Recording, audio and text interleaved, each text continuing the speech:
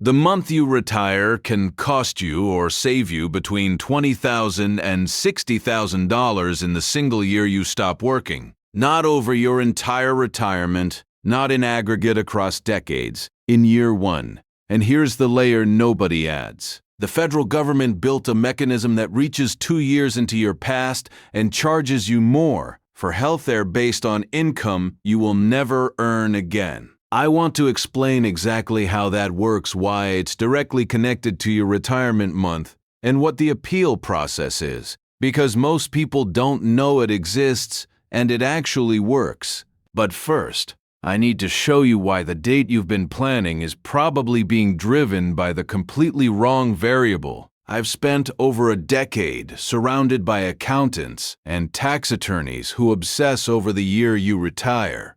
The income stack, the bracket collision, the delayed Medicare surcharge, all of it. And in all that time, I have never, not once, had someone walk in and say they'd been thinking carefully about which month. They say, "I'm thinking next spring or probably when I hit 65. They're thinking in seasons and milestone birthdays. The IRS is thinking in dollars, and the IRS doesn't care about your birthday. So here is the framework I want you to use for everything we're about to cover. I call it the December 31st photograph. The IRS takes one picture of your financial life every year on December 31st. Everything that happened between January 1st and December 31st is in that photograph. Your wages, your pension, start, your first Social Security checks, your IRA withdrawals, your bonuses, your PTO lump sum payout, all of it in one frame. The month you retire determines exactly what is in that picture. Retire in December, and that photograph is absolutely packed. Retire in December, and that photograph is absolutely packed. Retire in February, and it is mostly empty space you get to fill strategically. The photograph doesn't lie. That's the catchphrase, because every financial system I'm about to walk you through, taxes, Social Security, taxability, Medicare surcharges, Roth conversion windows, sequence of returns exposure, every single one of them reads from that same photograph. You cannot change when it is taken. December 31st every year. Whether you like it or not, what you can change is what you put in front of the camera before the shutter clicks. That's what we're here for today. Now, I want to establish the central inversion before I get into mechanics. People think the biggest retirement timing risk is market volatility. They lie awake thinking, should I retire when the S&P is up? What if there's a correction right after I stop working? That is a real concern. Sequence of returns risk is real, and I will come back to it. But here's the reversal. You think the market is the problem. The market is not the problem. The income stack is the problem. And unlike the market, the income stack is completely within your control. You cannot predict what the index does in January of your retirement year. You can absolutely decide whether your salary is in the December 31st photograph or not. That's the whole game. Let's play it. In a normal working year, your tax return is one-dimensional. You earn a salary, maybe some interest or dividends, and that's the photograph. In a normal retirement year, you control the income. You decide how much to draw, when to start Social Security, whether to do a Roth conversion. You have leverage. But in the transition year, the year you retire, you are in a hybrid, a collision, and income sources that would never normally share the same tax returns suddenly find themselves jammed into the same photograph. Your salary from the months you worked, your pension starting, your first Social Security checks if you begin right away, your IRA drawdown for cash flow, a vesting stock award that didn't consult your retirement calendar, a PTO lump sum your employer paid out on your last day. All of it lands on one return, one photograph, one shutter click, and the U.S. tax system is progressive. which means the stacking effect isn't linear. You don't pay 22% on all of it, but you push into brackets on the incremental dollars that you absolutely would not have touched in a clean retirement year. The result is that a lot of people retire expecting to drop into a lower bracket, and instead they accidentally create the highest income year of their entire retirement. Not of their working life, of their retirement, which is the exact opposite of what every Roth conversion strategy, every Social Security optimization, every Medicare planning conversation assumes as its baseline. Let me give you the numbers on this so it's not abstract. Say you're a married couple. In your steady-state retirement, you have combined Social Security of $36,000 per year, a pension of $24,000, an IRA withdrawals of $30,000. That is $90,000 of gross income after the standard deduction for married filing jointly in 2026, which is around $30,000. Your taxable income is $60,000. You're in the 12% bracket, clean, manageable. Your accountant is unbothered.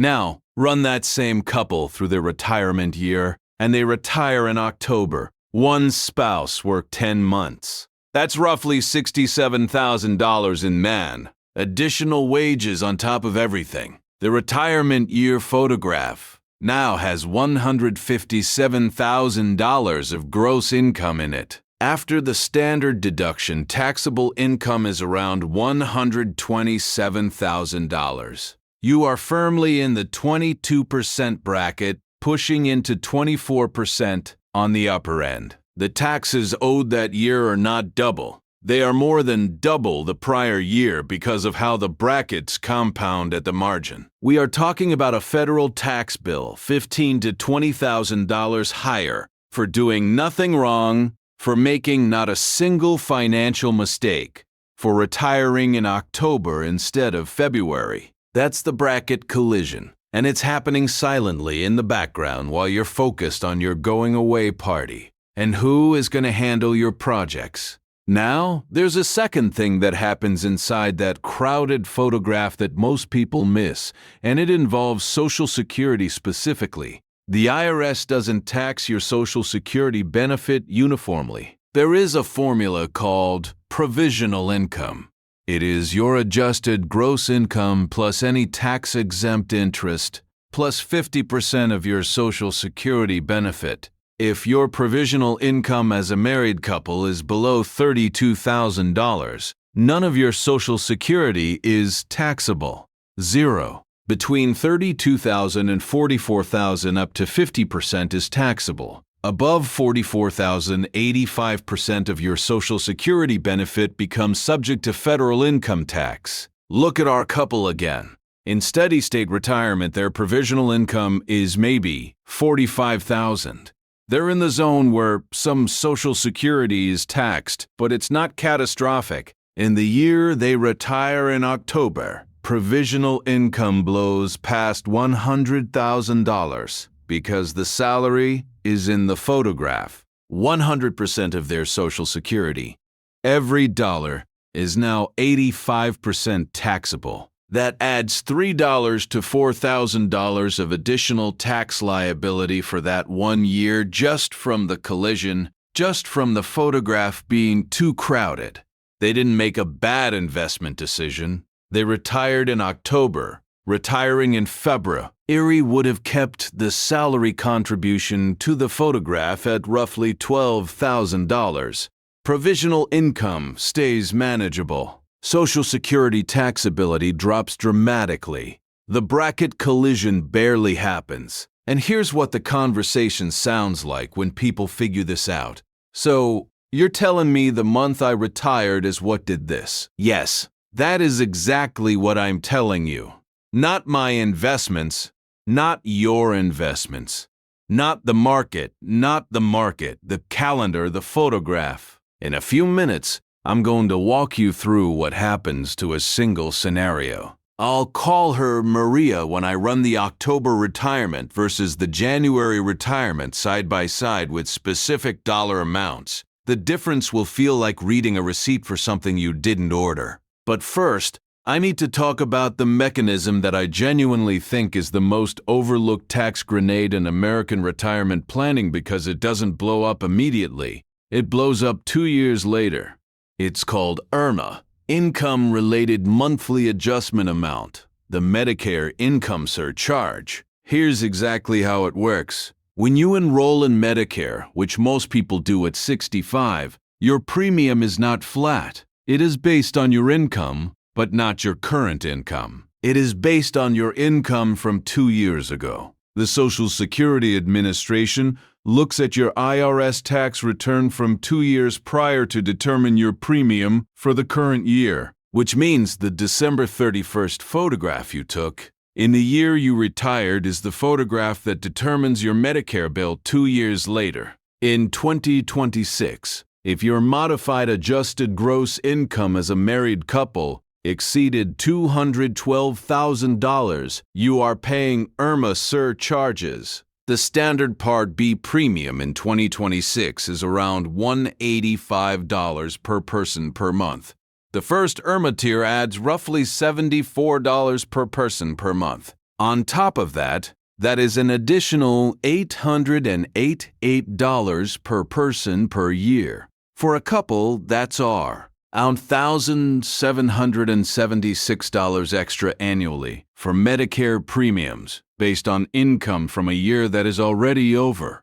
And it escalates. Couples in the highest IRMA tier are paying an additional $594 per person per month over the standard premium. That is over $14,000 a year, extra for income they no longer have, from a year they are no longer in. The photograph keeps billing you long after the camera was put away. By the way, hit subscribe. If you're finding this useful, YouTube's algorithm is not going to keep showing you my videos if you don't. And this stuff gets more specific from here, not less. Now, I want to introduce someone. I'll call him Dave. Dave retired at 64, planning to enroll in Medicare at 65. He retired in November because that's when his project wrapped up at work and his HR department suggested it would make the team transition smoother. Dave didn't think much about the month. He'd been planning this retirement for years. The specific date felt like a small detail. Dave's salary was around $90,000. He worked 10 months, so he had $75,000 in wages in his retirement year. He also started his pension, took his first IRA withdrawal to cover December and January expenses, and received a small project completion bonus before he left. His retirement year income landed around $130,000. Okay, he thought. He paid more in taxes that year than expected, but he figured that was a one-time thing. 2 years later, Dave enrolls in Medicare. His Part B premium comes back higher than expected. He's in the first IRMA tier. He pays nearly $1,800 more in Medicare premiums in year one than his neighbor who retired in March with the same underlying retirement income, just a different retirement year. Photograph. And then Dave's accountant explains the Roth conversion window he lost. And Dave gets very quiet. Dave is not a cautionary tale about investing. He did not make a bad market call. He did not make a bad stock pick. He retired in November instead of February. That is the entire story. And it cost him a cumulative 40-some thousand over the first 5 years of his retirement. The photograph doesn't lie. I should mention there is an appeal process for IRMA. Most people don't know it exists. It's called a life-changing event appeal. A retirement absolutely qualifies as a life-changing event. The form is SSA 44 from the Social Security Administration. If your income drops significantly because you retired, you file this form. You document the retirement, and Social Security will recalculate your premium based on your current income rather than the 2-year look-back. It works. Most people who trigger IRMA from a retirement year income stack, don't know to file this and pay the search charges for a year or two before the look back period naturally resolves. File the form. That's the shortcut. But, and this is the larger point. Avoiding the crowded photograph in the first place is better than appealing its consequences later. You don't want to be in Irma's waiting room if you can help it. Now let's talk about what the income stack costs you on the opportunity side, because we've been focused on the cost. And there's an equally important conversation about what you lose access to when your photograph is too full. Roth conversions. Here is the setup. When you retire, if you retire cleanly early in the year without a crowded photograph, you may be sitting in the lowest tax bracket of your entire adult life. For maybe the only time since your 20s your taxable income is controllable. You're living on a mix of cash reserves, maybe a modest pension, small portfolio withdrawals. You haven't started Social Security yet because you're optimizing your benefit by delaying your income is low enough that you're in the 10 or 12% federal bracket. That window, and it is a window, not a permanent condition, closes when Social Security starts, when required minimum distributions kick in at age 73, when the pension scales up. For some people, that window is 5 years, for some it's 8, but year one of that window is almost always the cleanest because your salary is just stopped and nothing else has ramped up yet. That is the year to do Roth conversions. You move money from your traditional IRA to a Roth IRA. You pay 12% on it now, and it grows tax-free forever. Your heirs inherit it tax-free. RMD pressure on that money disappears. It is one of the most boring, reliable, unsexy tax strategies in existence. It is also one of the best. But if you retire in November or December, your retirement year photograph is so crowded that there is no room. Any dollar you try to convert adds to an income that's already in the 22 or 24% bracket. You'd be converting at almost double the rate you'd pay if you'd retired in January. The window isn't smaller. In year one, it may not exist at all. Let me put a number on this. Person retires in January. Taxable income in year one around $26,000. They have $22,000 of space remaining in the 12% bracket before they hit the top of it. They convert $22,000 of traditional IRA. They pay $2,640 in federal taxes on the conversion. That money growing at 7% annually over 20 years becomes around $85,000 tax-free.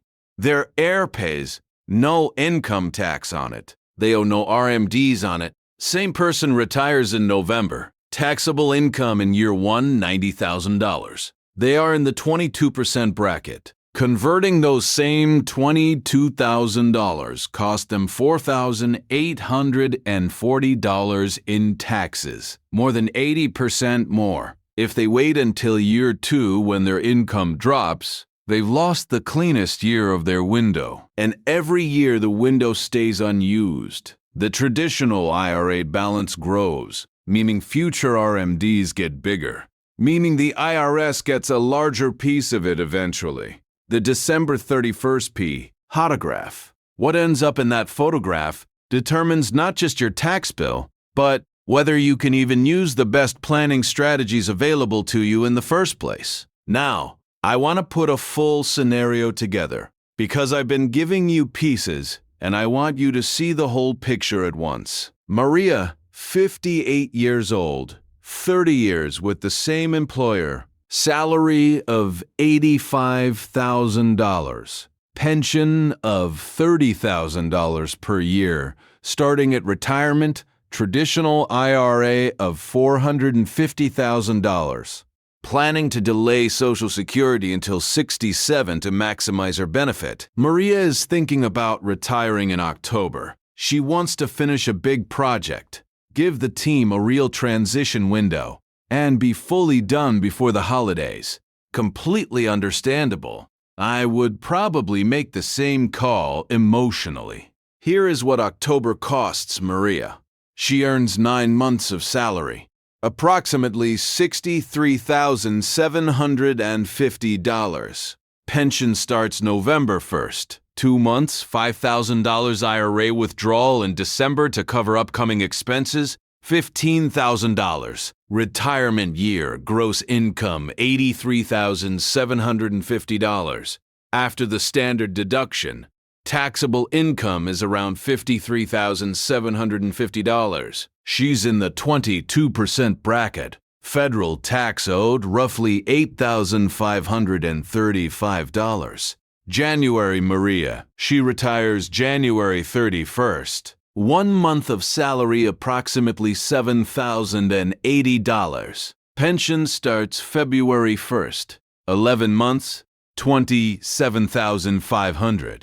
Same IRA withdrawal, $15,000. Retirement year, gross income, $49,580. After the standard deduction, taxable income is around $19,580. She's in the 12% bracket. Federal tax owed, roughly $2,350. The difference in federal income taxes between October and January, approximately $6,185 in year 1 from a calendar decision. But now layer on Irma.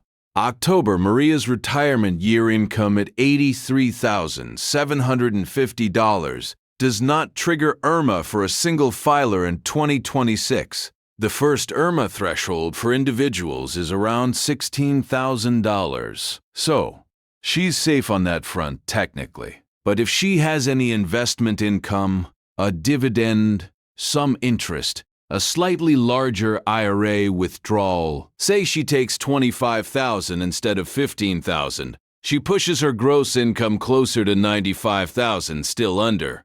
But the margin for error is narrow. January, Maria's gross income of $49,580. She's nowhere near the Irma threshold. She has over $55,000 of buffer. She can have investment income. She can do Roth conversions. She can take a larger IRA withdrawal if she needs to. And she's still not near the IRA cliff. That's the gift of a clean photograph. And the Roth window January Maria in year 1 has taxable income of roughly $19,580. The top of the 12% bracket for a single filler is approximately $47,150. She has over $27,000 of Roth conversion space at the 12% rate. In year 1 alone, she converts $27,000, pays $3,240 in federal taxes. That $27,000 at 7% over 20 years becomes $14,442 tax-free. October, Maria is in the 22% bracket in year 1. Every Roth conversion dollar costs her 83% more in taxes than it cost January. Maria, she waits for year 2, but in year 2, her income picture might look different. Pension running for 12 full months, possible dividend in income, RMDs approaching on the horizon. The cleanest year of her window was year 1, and the crowded October photograph eliminated it. Estimated 10-year difference between October Maria and January Maria, $4 to $55,000 from the same investments, from the same salary, from the same retirement plan. Different month, different photograph. Now, I want to give you the framework I use to think about this because it helps organize where your exposure actually sits. I call it the 3 levels of retirement timing damage. Level 1 is the bracket collision. Your salary and your retirement income overlap in the same photograph. You pay more in taxes that year than you needed to. This hits almost everyone who retires after June, and it gets worse the later in the year you go. This is the most common and the most immediately visible. LEV. L2 is the IRMA delay. Your crowded retirement year photograph triggers Medicare surcharges 2 years later for income you no longer have from a year that's already gone. You need your modified adjusted gross income to stay below the IRMA thresholds, which for married couples in 2026 are around $212,000. More people brush against this than you'd expect, especially when you factor in PTO payouts, final bonuses, and dividends from a taxable brokerage. File SSA 44 if you get hit, but better not to get hit. Level 3 is the Roth conversion window collapse. Year 1 of retirement is your cleanest, lowest income, most strategically flexible year. If a crowded photograph makes year 1 unusable for Roth conversions, you've lost something you cannot recover. The window narrows every year after that as pension income ramps, Social Security starts, and RMDs approach. The first year is the best year. The October and November retirees often never realize it existed. You can get hit at one of these levels, 2 of them, or all 3. If you get hit at all 3, the cumulative cost over the first decade of retirement is not a rounding error. I've seen it add up to $50,000, $60,000 of taxes and premiums that were entirely avoidable. Not because someone made bad investments, because of the month on their retirement cake. There's one more thing I've been holding back, and it connects to something most people would never think to check. It's buried in the pension documents nobody reads. Some defined benefit pension plans. Not all, but many. Calculate benefits using credited years of service, and some of those plans operate on a calendar year basis. The rule reads something like this. An employee is credited with a full year of service for any calendar year in which they complete at least 1 hour of work. 1 hour. If you work on January 2nd, you get credited for the full year. If you retired on December 31st, you missed it. Now, hear me out on the math, because this is the part that lands quietly and then gets loud. 1 additional year of credited service in a defined benefit pension typically adds somewhere between 1 and 3% of your final average salary to your annual benefit. On a pension with a $60,000 annual payout, 1 additional year of credit adds $600 to $1,800 per year over 25 years of retirement. That's $15,000 to $45,000 of total additional income from working 2 days in January instead of stopping in December. Dave, by the way, missed this one too. He retired November 30th. The pension credit year reset on January 1st. Nobody told him.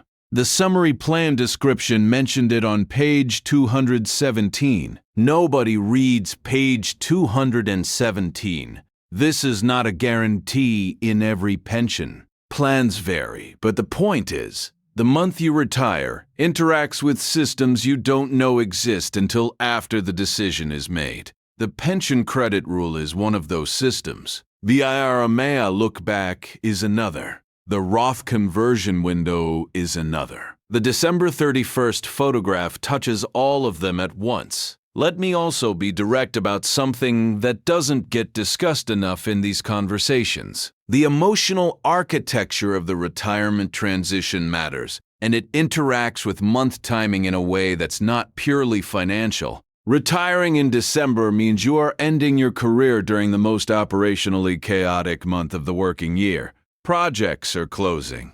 Annual reviews are happening. Holiday logistics are competing for everyone's attention. Your going away event is wedged between someone's Christmas party and the company's year-end push. The psychological bandwidth required for one of the biggest life transitions you will ever make is competing with 12 other things simultaneously.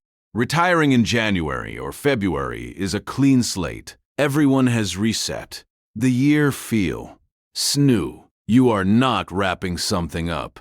You are beginning something.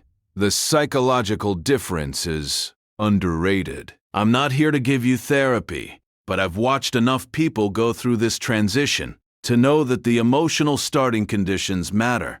They affect how quickly you adjust. They affect whether you feel in control or like you were swept out the door. And there's a final layer to this that I think about every time someone tells me they need to stay until December to finish a project. Those last few months, October, November, December, when you already know you're leaving, they are some of the hardest working months of your career. The motivation is gone. The investment and outcomes you'll never see is gone. You're mentally already in retirement, but physically still sitting in the meeting. That is a specific kind of exhaustion that people don't account for when they plan their exit. If retiring in February is worth $40,000 and 3 months less of sitting in meetings, you've already left psychologically. That math is not complicated. The December 31st photograph, you can't change when it's taken, but you can control what you put in front of the camera. Now, I told you I'd come back to Dave, and here is where his story lands. Dave figured all of this out in year 3 of retirement. Not year 1, not year 2, year 3, when his accountant sat down with him and worked backward through the IRMA notice, the missed Roth conversion window, the bracket collision, the pension credit he didn't know to ask about. Dave looked at the total and said this was all avoidable. His accountant said yes. Dave was quiet for a while. Then he said, so the whole thing came down to what month I retired. That's the whole thing. That's the whole video. Dave is fine. Dave retired comfortably. He'll be fine. But Dave carries a knowledge that a different month would have been worth somewhere around $45,000 in cumulative costs and missed opportunities. That's not a dramatic number in the context of a retirement portfolio. It's also not a small number. It's a car. It's a car. It's a year and a half of travel. It's 3 years of helping with a grandkid's tuition. It's real. And it came down to a calendar decision that was made based on a project deadline and what HR thought would be convenient for the team. The photograph doesn't lie. So, here are the 3 practical things you should do with this information. And I'm going to make these specific to this topic because generic financial advice is not useful to anyone. 1. Before you set your retirement date, run a retirement year gross income estimate for 2 scenarios. The month you're currently planning in January or February of the same year or the following year. Add up salary from the months you've worked, pension starting income, any IRA withdrawals you'd need, and whether Social Security starts that year. Look at where your taxable income lands. Look at your bracket, calculate your provisional income, and check where you fall on the Social Security taxability thresholds. That single calculation will tell you more about your retirement year financial exposure than any market forecast ever could. 2. Pull your last 2 years of tax returns and find your modified adjusted gross income. Understand how close you are to the IRMA thresholds for a single filer or married couple. If your retirement year income due to the photograph being crowded is going to push you above those thresholds, prepare the SSA 44 form before you even enroll in Medicare. Do not wait for the IRMA notice. File it proactively, and if you get hit anyway, know that the appeal is straightforward and works. 3. Map your Roth conversion window. Identify the year your pension reaches full run rate. Identify when you plan to stay. RT Social Security. Identify when your RMDs will begin at 73. The gap between your retirement date and the first of those 3 events is your window. Year 1 of that window is the cleanest. Do not let a crowded December 31st photograph eliminate year 1. If you do nothing else from this video, protect year 1 of the Roth window. It compounds in your favor for decades. Lazy investing built more fortune than crypto memes, and retiring in the right month built more wealth than most people's entire market timing strategy. The photograph doesn't care about your feelings. It doesn't care about the project timeline. It doesn't care that HR wanted a clean handoff. It records what was there on December 31st, and then the IRS, Medicare, and the Social Security Administration all read from it for the next 2 years. Control the photograph. Everything else follows from that.